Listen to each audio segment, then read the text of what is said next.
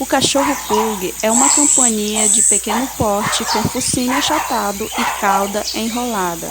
São cães branquicefálicos, ou seja, têm o focinho achatado. Cães com essa característica têm um sistema respiratório superior comprido e, portanto, não toleram muito exercício físico.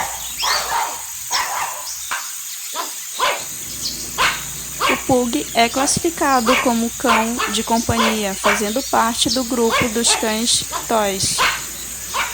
Eles pesam entre 6 a 8 quilos, sendo cães pesados para sua estatura. Sua aparência geral deve ser quadrada e maciça.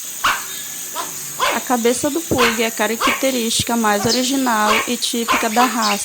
Deve ser redonda quando você olha de frente e o focinho completamente chato quando olha de perfil. Os olhos de um pug são redondos, escuro, expressivo e cheio de vida. Suas orelhas são ajustadas na cabeça, devendo ser pretas. As rugas na cabeça de um pug devem ser profundas,